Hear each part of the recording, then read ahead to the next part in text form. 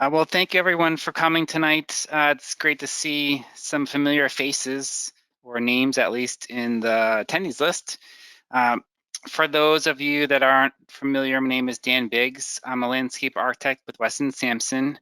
I've met some of you in the past as we were planning for this project a little bit before COVID started, or actually during COVID, and then most recently some of the budding neighbors to get perspectives on our proposed plan. And tonight's presentation is to share with everyone our approach to enhancing the Highland Farm parcel, landscaping specifically. And I'll run through a bit of history of what we're doing and just give an overview on the project and our intent to have the project completed of this phase by the end of the year. I'll have a session at a slide at the end for any questions for those that may be brought up during the process. So a little bit of background of the project. Specifically, this project is to provide a landscape buffer screening and a pollinator pathway throughout the Highland Farm open space, especially around the parking lot locations, and really to reinforce the vegetation and the aesthetics within and around the open space area. For those of you who aren't familiar, the Highland Farm parcel was acquired back in 2019. It's about 16 acres. Since then, the town has invested in creating 2 parking areas and a walking path that does a loop around the green space in the inner core. Around that same time, the parking lots were under construction being completed. Weston Sampson and my team were hired by the town to start the planning and the landscape design for the buffer areas and for the pollinator pathways within the parcel. We had a couple meetings during COVID with some of the budding residents just to get some perspectives, as well as members of the Pollinator Pathway Committee. And we took those ideas and we started getting to work to come up with some design concepts. And unfortunately, COVID happened, so we were in a little bit of a pause. But during that time, actually, the town was able to get a $92,000 STEEP grant.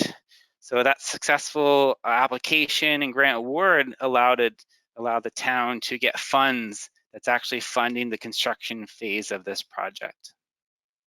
So this summer, we've been, again, working through the plan design, and our goal is to have designs complete within the next month or so, and then get on the street for contractors to bid on the project and to get plantings into the ground before the end of the year. So about the project area, many of you are probably familiar. Highland Farm is the parcel that's adjacent to Oxford Hunt Club. It's more or less surrounded by Middlesex Road, and basically in between the Weeburn Country Club and Country Club of Darien. So it's a pretty large open space, has decent visibility from the surrounding roadways and obviously the neighbors that abut Middlesex Road. But it has very good views, and we're looking to enhance those views and basically shield some of the parking areas like you'll see in a minute here. The 3 main areas that we're going to be covering from this phase of the project are the southern parking lot here on the left-hand side, the corner area, which is the corner of Middlesex Road, and then the northern parking lot, which is on the right-hand side of the screen. So the project is mostly looking at enhancing the landscaping around these parking areas, which includes the pollinator pathway program, and I'll talk about some of those plants in a minute. And then depending on funding while we are in the bidding process, we're hopeful we will get some trees to provide some shade around the pathway, which you can see here that loops around the open green space within the parcel. So as mentioned, we have these 3 areas that we'll be talking here in detail from the southern, the corner, and the northern area of the parking lots. So starting with the southern parking area, this is a proposed perspective, almost if you were a bird around the Oxford Hunt Club parcel, but really looking down into the parking area. And off the left-hand side is the proposed landscaping that is between Middlesex and the current parking area. So the majority of this parking area is currently constructed with the asphalt drive down the middle and then the stone parking aisles on either side. You can see in here also is a walking pathway.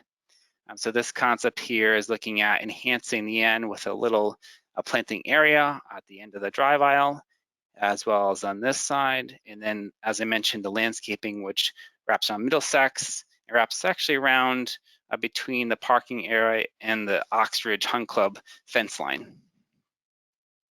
So in plan view, this is basically how we show plantings as being proposed.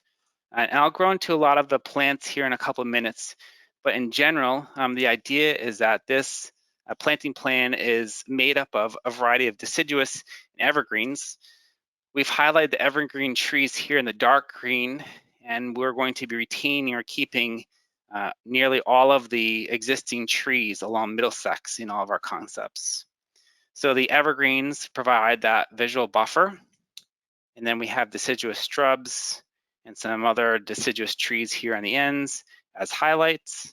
And the pollinator pathways are the perennial areas that are in between in the foreground of each of these shrub areas. So this concept provides a nice buffer from Middlesex views into the parking area, as well as a visual interest in the varying colors of the perennials and the shrubs in the foreground of the evergreen backdrop. Moving to the northern parking area, again, see the parking area aisles on either side for parking with the paved drive aisle down the middle. This is again is a pathway that loops around the green space within the open space. And again, we're providing that evergreen backdrop to shield some of the views into the parking area, as well as some of the headlights that sometimes shine outside of the parking area into the adjacent properties. So in the foreground are perennials and deciduous shrubs, creating that buffer in a variety of landscape textures and colors within that buffer space. So the planting plan here, very similar.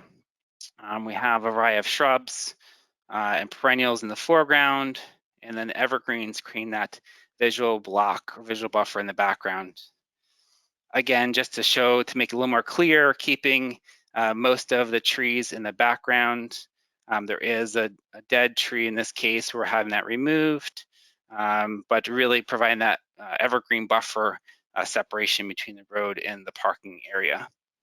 And then the perennial pockets with deciduous and evergreen shrubs, creating that buffer variety in the foreground of the evergreens.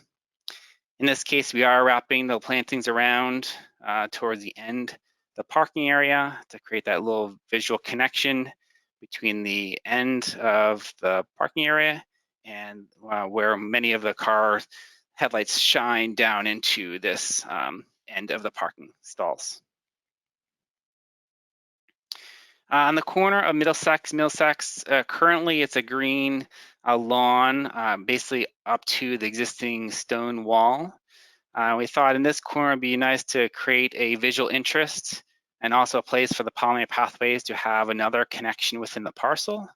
So we have a variety of perennials and deciduous shrubs with fewer evergreens in this case, but really to create that visual interest on the corner of the road. In plan view, it's very similar here with many of the same shrubs, species, perennials, really to give a wrap and a connection of that visual interest around the corner of Middlesex on each side. Here we're adding one tree since there was some trees were lost or a tree was lost in the corner, replacing that and really creating that bed connection to the rest of the maple trees along Middlesex. Little perspective, if you're on Middlesex looking into the parking area, you can see here the existing deciduous trees along the roadway, and then you can see pockets of the evergreens and the shrubs in the background looking into the parking areas. So onto the trees. All the vegetation that we're proposing are native to the region. We selected plants that will give a variety of size and shape as well as visual interests. For those that are into the names of trees, black tupelo, red maple, tulip poplar, and white oak are just a couple of the species we're looking at. Again, these are species that have been in the area or even on the parcel to date. So they can replace those, but also give a variety for different species, whether it's habitat or different nuts for squirrels or for pollinator species to have interest within the vegetation. So we're trying to create that variety and really trying to get away from the monoculture mindset that was once planted along this Middlesex Road, where once you lose some maples, you may see them all go consecutively because they all grow at the same rate and seem to age out around the same time. So we try to have a variety of different species and colors to mix up that variety within the planting areas. Some of the evergreens that are mixed into the planting areas, American holly, balsam fir, and red cedar, really create that visual block, but also that full year-round block, but just create that variety of texture that will be of visual interest within these buffer areas. We have a couple of flowering trees highlighting on the ends to create some nice flowers in the springtime specifically, the hawthorn and the flowering dogwood. And these don't grow as large as the shade trees, but they create that visual variety and the height and scale difference within the planting areas. Ornamental shrubs, we have a variety here. Again, these are all native species of interest for the pollinator pathways and create a variety of just textures and colors that will bloom for different times of the year. The bayberry creating a bluish tone with some berries. Oak leaf hydrangea, which is actually usually in bloom right about now. Red twig dogwood, not only is a deciduous shrub, but in the winter you can see the bottom picture gives a nice kind of red twig aesthetic that's nice form within the winter months. Then we have the elf and the keepsake mountain laurels, create a variety of color and splash within the summer period. Then we have inkberry holly and the swamp azaleas, which have different bloom times as well.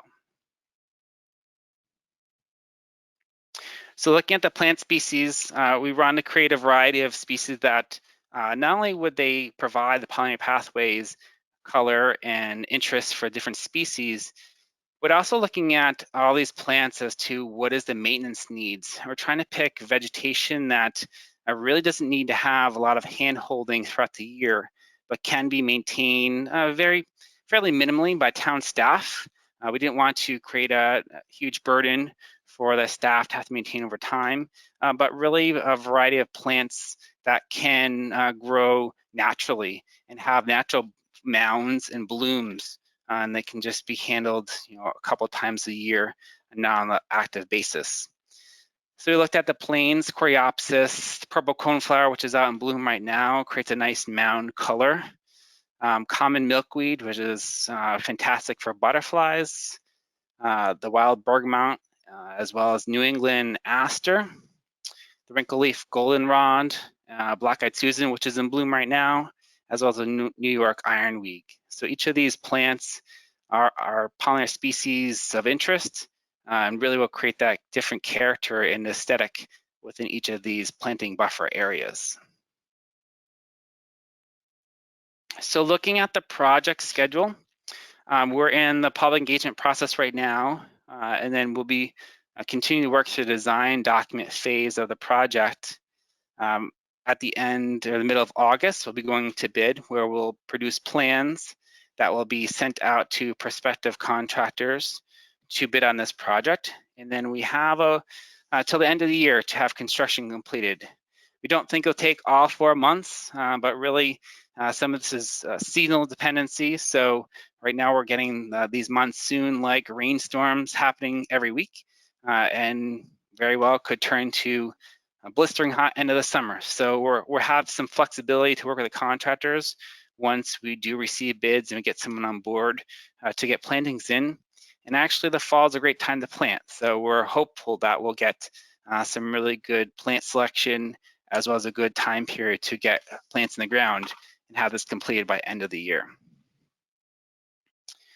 So a couple of questions while we were in meeting with some of the adjacent landowners. questions that were brought up that aren't necessarily in the package you're seeing so far, but just future ongoing improvements that the town is aware of that will be completely pending funding or possibly by town staff available when they have availability. That includes replacement of the traffic control signs. Some of them are not very aesthetically pleasing, and everyone's aware we want to make those more context sensitive, possibly with wooden posts or just simply remounting the signs at different heights, but still staying within the regulations of needing to have signs within the public space. Another is removal of the horse block and jump back in the far corner. For those who walk the pathways, you can see the remnants of the equestrian use. They're a little bit of an eyesore, but as well as a need just to have those replaced or removed at a later date. So the town is looking to have those taken out, and that's on the list to be done at a future date. And then it's ongoing of future plantings, basically between the current parcel and the Hunt Club. There's been a number of arborvitae planted within those spaces and continue to build that vegetation buffer between the Hunt Club and open space users, and hopefully result in removal of some of the temporary signs. So in time, continue to enhance this parcel with additional plantings and really make it a aesthetically pleasing place. And then finally, working with Pollinator Pathways, knowing that they do have some plants to donate, we're working with them to find places for their contribution to the project. So we'll be working them into the site to make a great place for their plants, seedlings to be planted within the parcel. So with that, that's really all I have for tonight. Thank you everyone for coming. And I would leave it up to Kate if we have any questions to come through. I don't know, can't see the chat, but if you have questions, either raise your hand or wait for your turn. Yeah, I would ask anybody who wants to ask some questions to turn your cameras on. And if you have them, and raise your hand, or you can send us something through the chat. But turning the camera on will include you in the recording. So thank you.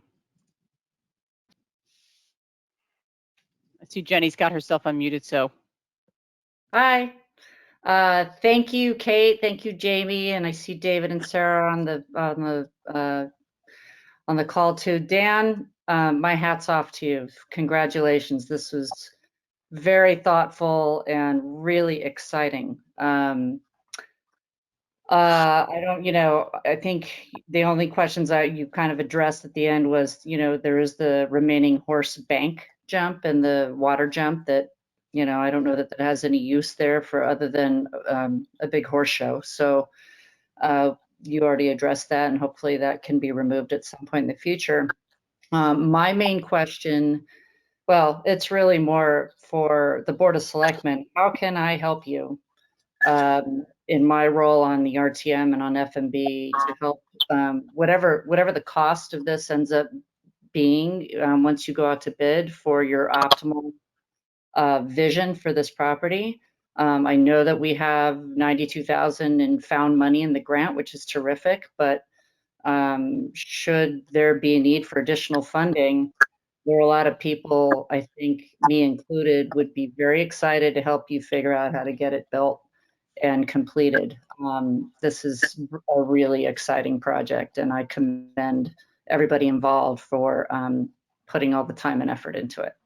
So let me know how I can help. My concern is that I know with the grant money, I just don't want you to feel like you have to stop there, because I believe there are a lot of groups involved who would be willing to possibly donate, as well as, we do know there's additional funding in different contingency funds to close out this project. So congratulations.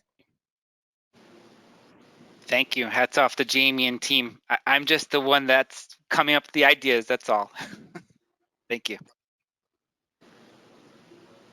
Jamie? Yes, thank you. And Jenny, thanks so much. Really appreciate your support. I can only speak for myself, but I bet my board agrees that we'd like to see this plan fully executed. So if 92,000 isn't enough, we probably will take you up on your offer to to help get something approved through the RTM if needed. So thank you very much. A couple of questions for you, Dan. When in your outreach, did you reach out to the Oxbridge Riding and Racquet Club for input? I did not reach out to them directly, but I certainly think there's time that we can still engage with them. I think with the first go round, they may have been on the list, but it was a weird time. I don't know if the hunt club was operating completely during the COVID, and I had only a handful of abutters at my last meeting last week. So I'm happy to keep on the conversation to make sure we're tapping into everyone's input. Yeah, I would love to make sure that that they get a chance to view the plan. As you probably know, as part of a condition of our purchase, we have agreed to allow the Riding and Racquet Club to host their annual horse show. So I really love to, and I'm excited about your plan. I want to make sure, though, with their input, that there isn't anything that we've planned here that would be inconsistent with their needs of our property for that promise that we made to them. I'm thinking in particular, I really love how you wrap the plantings around the, I guess it would be the southeast corner of the parking area. I know that that's the one gate that they would probably use between the Riding and Racquet Club and the town property if they needed to. So to make sure that there's enough of an area to be able to access through that gate. I think that you might have touched on this, but if not, certainly appreciate your sensitivity to the ongoing maintenance responsibilities for maintaining these planted areas and for thinking about things that require less maintenance than others. And my last and final question is, do you have any sense for the availability of planting materials in our sort of COVID, post-COVID environment? Yeah, so we've been checking with a number of nurseries just to check on the availability of the plants. A lot of the shrub species, perennials, are pretty much available. It comes down to mostly trees where we want to get the right size. So we've been checking specifically on those recently, local wholesale nurseries. So we will keep up on it. And then also in our process, we'll have some bid alternates too of different species if that's advantageous, that we can make a swap of another native tree if necessary. So we have some contingencies to see if availability isn't completely in line with our quantities we might need. So we're planning for that right now. Thank you. Yep. I have a question.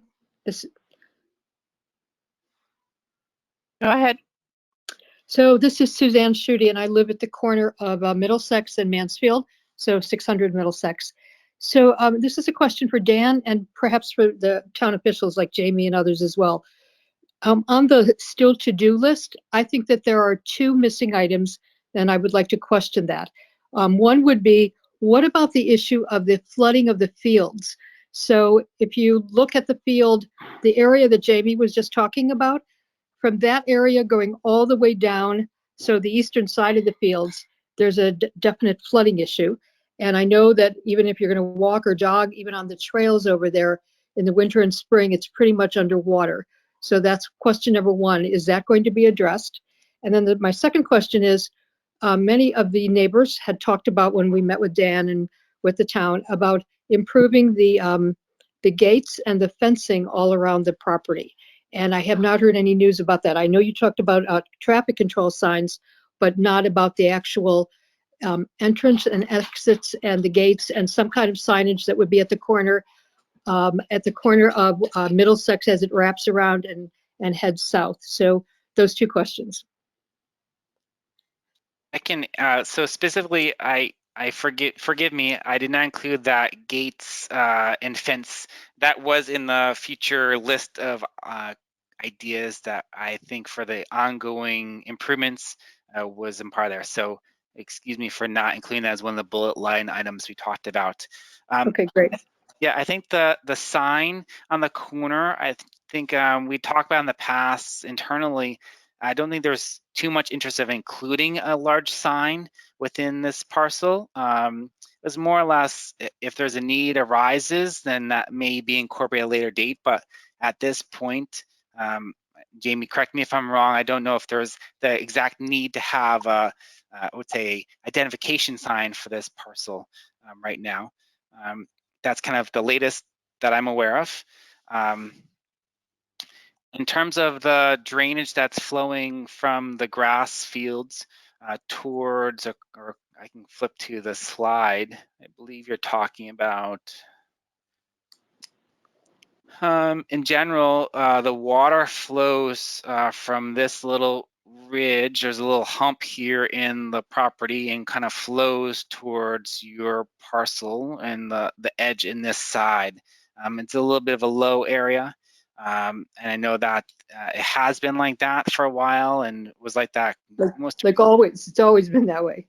Yeah, it's been that Yeah. way. So, knowing the town's approach has been to really improve what they're working on and not making drastic changes. I don't know if the grading scheme has been worked out, and that would have to have, I think, planning approval, at least to my knowledge, to make those grading changes. But if others can correct me if I'm wrong, that could be a later date, but I don't think there's anything necessary on the books right now to make those drainage grading improvements in the immediate future. Okay. I can step in here a little bit on that. The objective here is to really keep it as open space as much as it was prior to the acquisition. So we have not been approved for any drainage improvements. It wasn't a necessary component of adding the walking path and the parked areas. So at this time, we have no plans to include any kind of a drainage system here. And regarding the sign on the corner, I do think that that's an amenity that could be discussed in the future. I have not really received any information or comments of interest to put a sign like that at the corner of Highland Farm, but certainly the Board of Selectmen in the future could make a different decision.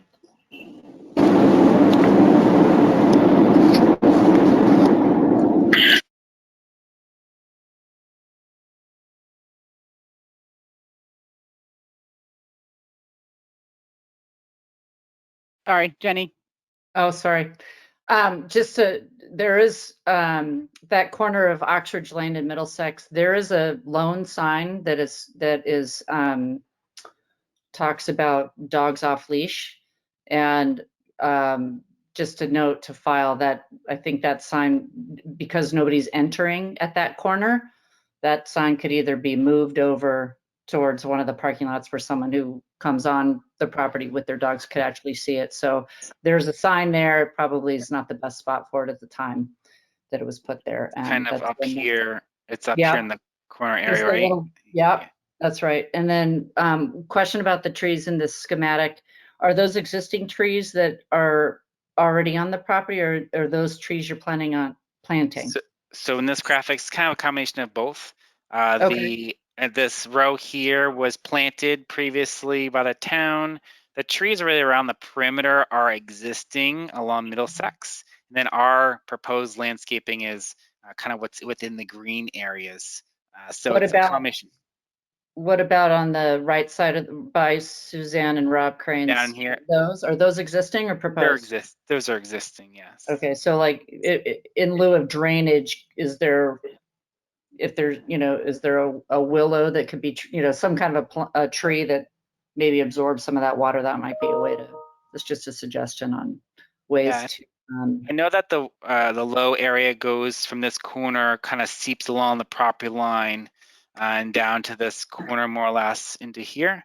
I think it's not just a channel, it's a lower area. So it gets decently wet, especially with the amount of rain we've been having. So where I don't think you can traverse even some sections of it from what I've heard from Suzanne. So yeah, you can. Thank you. I don't know if you guys can hear me. Yep, you're good. Lynn?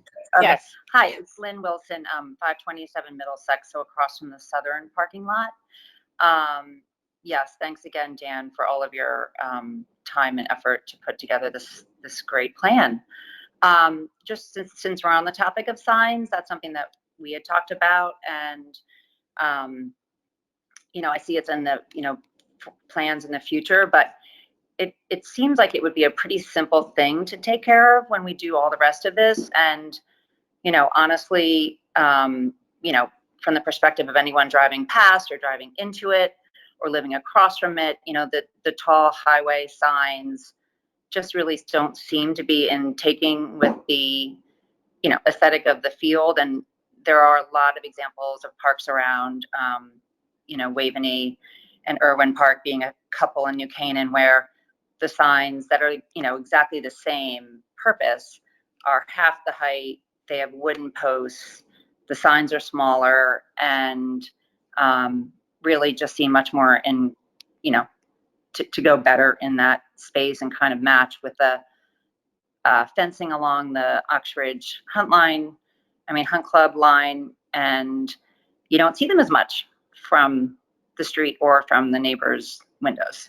So I would just hope that maybe that can be incorporated at the same time as the plantings.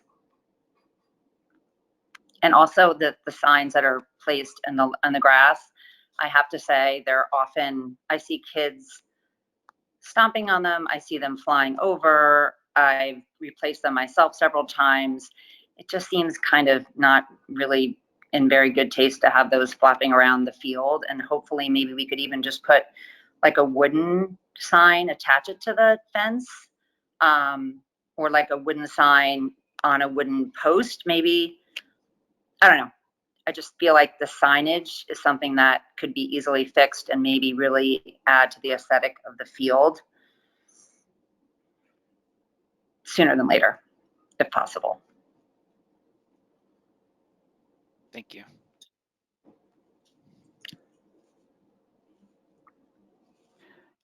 Is there anybody else who would like to ask questions or make comments? If you would, Deepika, you need to unmute yourself. There you go. Hi, this is Deepika. I'm with the Pollinator Pathway.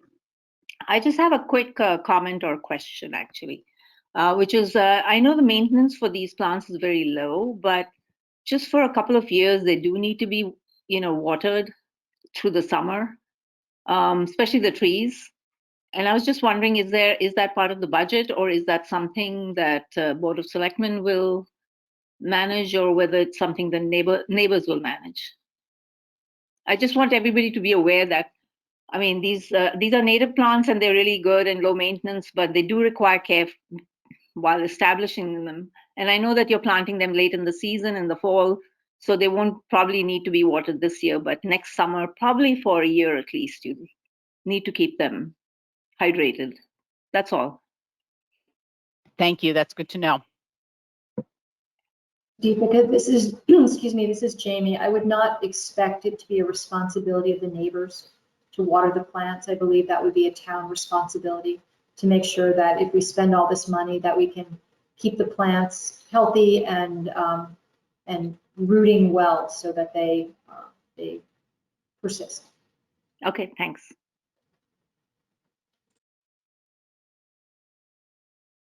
Is there anybody else with questions or comments? You want to unmute yourself or turn your camera on, send us a chat message.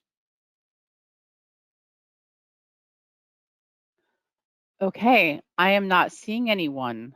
Dan, I want to really thank you for your time tonight and for this terrific presentation you put together. And I want to thank all the neighbors for coming out and sharing your comments in your meetings with Dan and tonight. It's been very helpful. Jamie, do you have any other comments? No, I just want to thank everybody for their engagement. I'm really, really happy that we're at this place where we're talking about a plan and ready to put it into action. Kate, the one thing that I ask is that if Dan can provide this to us, that we post this presentation online so people can view it. Yes, Dan, if you would send me the final version Will do. tomorrow, and I'll get that posted. I'll send it before I sign off tonight. Will do. Thank Okay, you. great. Welcome. All right, thank you, Thanks, everyone. everybody. Thank you, everybody.